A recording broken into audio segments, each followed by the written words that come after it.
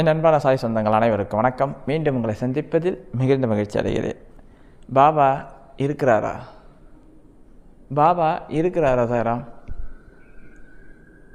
அதுதான் ஒரு கேள்வி இப்போ உங்ககிட்ட. பாபா இருக்கிறாரா?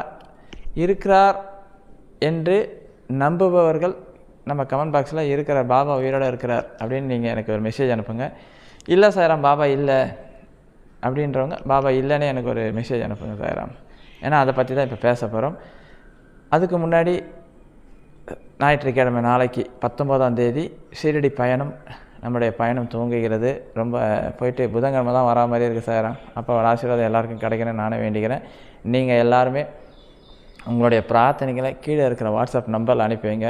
நான் உங்களுக்காக பிரார்த்தனை பண்ணிட்டு வரேன். அதே போல் துவாரகமையில் கட்டை வாங்கி போடணும்னு ஆசைப்பட்டீங்கன்னா கீழே வர வாட்ஸ்அப் நம்பரில் தொடர்பு கொள்ளுங்கள். இல்லை பாபாவுக்கு துணி வாங்கி தரேன், ஏதோ சம்திங். ஏன்னா ஒரு சில சாய் சகோதரிகள் பாபாவுக்கு ட்ரெஸ் வாங்கி கொடுக்க சொல்லியிருக்காங்க. அப்படி ஏதாவது வாங்கி கொடுக்கணும், கண்டிப்பாக அதை செஞ்சுட்டு வரும். உங்களுடைய பிரார்த்தனைகளை அனுப்பி வைங்க. பாபாவோட ஆசீர்வாதம் உங்கள் எல்லாருக்கும் கிடைக்கணும் வேண்டிக்கலாம். வாங்க, பாபா இருக்கிறாரா இல்லையா என்பதை நாம் உணர்ந்து கொள்ளலாம்.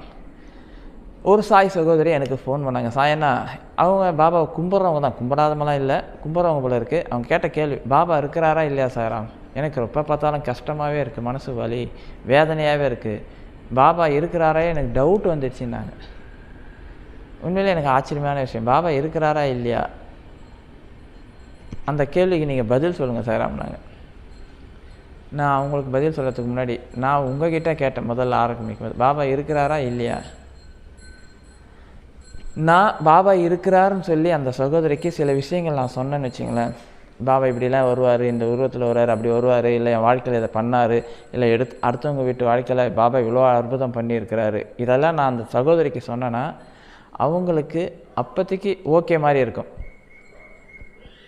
பாபா இருக்கிறாருன்ற ஒரு நம்ப ஆரம்பிப்பாங்க, நம்பலாம். நான் பாபா இல்லை, அவரெல்லாம் இல்லைம்மா, சும்மா ஒரு மனுஷன் தான், அவரெல்லாம் நீங்கள் கும்பிட்றது வேஸ்ட்டுன்னு நான் சொன்னனாலும் அந்த மனநிலையை மாறுவதற்கு வாய்ப்பு இருக்குது. ஆமாம், இருக்க மாட்டார் பாபா, சாயராமே சொல்லிட்டாரு பாபா இல்லை அப்படின்னு சொல்கிறதுக்கு வாய்ப்பு இருக்குது. இப்போ நான் இருக்கிறேன்னு சொன்னாலும் நம்புவாங்க, இல்லைன்னு சொன்னாலும் நம்புவாங்க அவங்க, அதான உண்மை.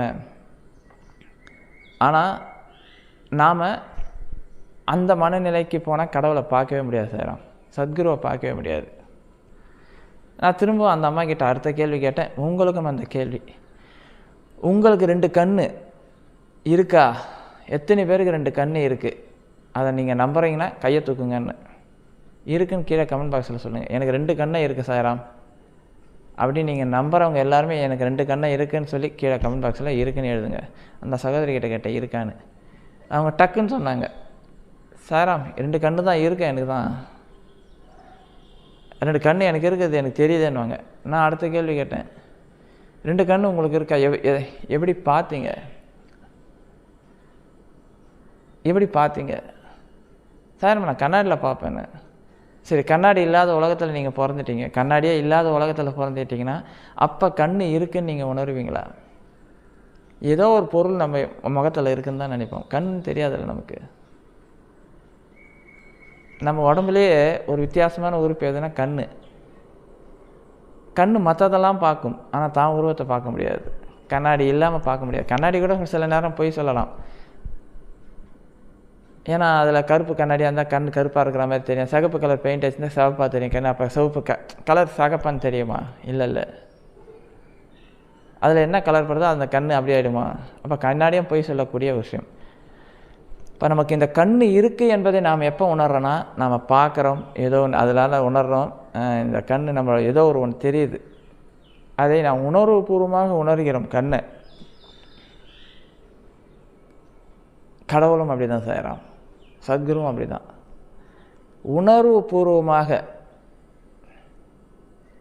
உணர்வுபூர்வமாக உணர்ந்தால் தான் கடவுள் நம்ம கூட இருப்பார்.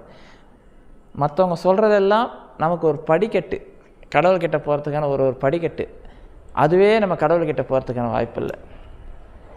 நீ கடவுளை முழுமையாக உணர்ந்து விட்டால் நீ எப்படி தான் இருப்ப? திமிருத்தனமாக இருப்ப செய்கிறான். திமிரு அதிகமாக இருக்கும் நமக்கு. அதான் என்ன சொல்கிறது, ஒரு சந்தோஷத்தில் தைரியமாக இருப்போம். கடவுளை யார், பாபாவை யார் உணர்கிறாங்களோ அவங்களுக்கு அவ்வளோ தைரியம் இருக்கும், ஒரு சந்தோஷம் இருக்கும். என்ன சொல்கிறது, நமக்கு இந்த கேள்வி எனக்கு கேட்டிருக்க மாட்டாங்க. கடவுளை முழுமையாக உணர்ந்தவர்கள், பாபாவை முழுமையாக உணர்ந்தவர்கள் இந்த கேள்வி எனக்கு கேட்கவே மாட்டாங்க.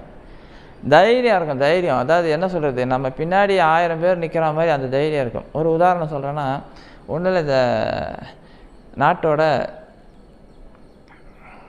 நம்ம இப்போ இருக்கிறது நம்ம தமிழ்நாட்டோட சீஃப் மினிஸ்டர் மு.க. ஸ்டாலின் வச்சுங்களேன். அவர் உங்களுடைய நெருங்கிய சொந்தக்கார்.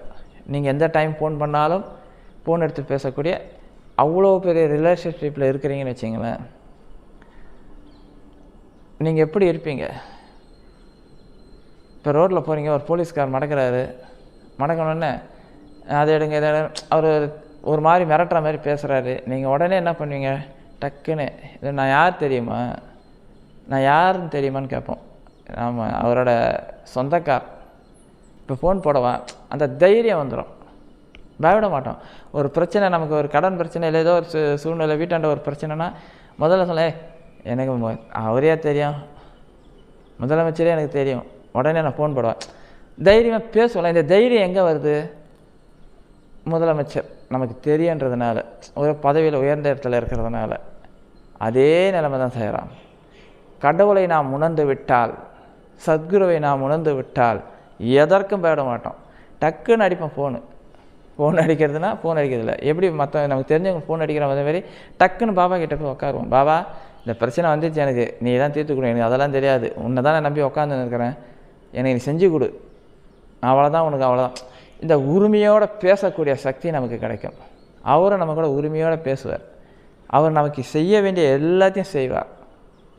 அந்த உரிமை எப்படி வரணும்னா, அவரை நாம் முழுமையாக உணரும்போது, முழுமையாக உணரணும்னா நான் ஏற்கனவே சொன்ன மாதிரி காலையில் எழுந்து அவர் கூட உட்காந்து பேசுறது, அந்த தியானம் சொன்னல 21 நாள் பயிற்சி, அதெல்லாம் பண்ண பண்ண பண்ண பண்ண பாபா முழுமையாக நம்ம உடம்புல வந்துடுவார், நம்ம மனசில் வந்துடுவார். நம்ம மனசில் பாபா வந்தாவே போதும் சார், நம்ம வாழ்க்கை அப்படியே மாறும். அந்த தைரியம், ஒரு முதலமைச்சர் எப்படி நம்ம ஃப்ரெண்டாக இருக்கிறாரோ அதை விட சாதாரண ஒரு பதவி, ஒரு மாநிலத்தோட பதவி தான் அது.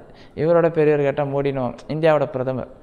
அப்போ ஒரு முதலமைச்சரை தெரியும் போது நமக்கு அவ்வளோ பெரிய கெத்துனா, இந்த அந்த சராசங்களையும் ஆளக்கூடிய பெரிய சக்தி நம்ம கூட இருந்தால் நமக்கு எவ்வளோ பெரிய கெத்து இருக்கணும், எவ்வளோ பெரிய திமிரு இருக்கணும். அந்த திமிரு தானே எப்படி வரும்னா, திமிருனா இது அகங்காரத்தால் வர திமிரு இல்லை, ஆனந்தத்தால் வர திமிர். பாபா என் கூட இருக்கிறார், அப்புறம் நான் ஏன் பயப்படணும்? எனக்கு எல்லாத்தையும் அப்பா செஞ்சு கொடுப்பார். கஷ்டம் வந்ததா நான் ஏன் பயப்படுறேன்? அவர் தான் எனக்கு செய்ய, அதுக்கு வழிகாட்ட போகிறார். அந்த திமிர் தானே உங்களுக்கு வந்துட்டால் போதும், வாழ்க்கையில் நீங்கள் மிகப்பெரிய வெற்றி அடைவீர்கள். பாபா நம்மளை அந்த அளவுக்கு நேசிப்பார். எனவே சத்குருவின் பாதத்தை சரணாகதி அடையுங்கள், உங்கள் வாழ்க்கையை அப்பா மாற்றி காட்டுவார் சாராம். அந்த நான் சொன்னல, உணர்ந்து நீங்கள் கும்பிடணும். மற்றவங்க சொல்லி மற்றவங்க போஸ்ட் பண்ணி கும்பிட்டிங்கன்னா கொஞ்ச நாள் தான் கும்பிட முடியும். நீங்களே ஆத்மார்த்தமாக உணர்ந்தால் உங்கள் வாழ்க்கையை 100% மாற்றி காட்டுவார். ஆத்மார்த்தமாக உணருங்கள். உங்களுக்கு இருக்கிற பயம், கெட்ட எண்ணம், பொறாமை இது எல்லாம் ஓடிடும். மனசே ரிலாக்ஸாக இருக்கும், மிதப்பீங்க நீங்கள். இது நடக்கும். பாபா இருக்கிறாரா இல்லையா என்பதை நீங்கள் முழுமையாக உணர்ந்து கொள்ள வேண்டும். உணர்ந்து கொண்டால் பாபா 100% இருக்கிறார், உங்களோடு இருக்கிறார், உங்கள் பிரச்சனையை தீர்த்து வைப்பார், உங்கள் கூடையே அவர் வாழ்நாள் முழுவதும் வருவார் என்பதை இந்த பதிவு மூலமாக நான் உங்களுக்கு சொல்லிக்கிறேன். பாபாவை பற்றி ஏதாவது தகவல் சொன்னோன்னா எனக்கு சொல்லுங்கள். கண்டிப்பாக ஷிரடி பயணம் நல்லபடியாக அமையணும்னு சொல்லி நீங்களும் எனக்காக பிரார்த்தனை பண்ணுங்கள். சாய்ராம். ஓம் சாய்ராம்.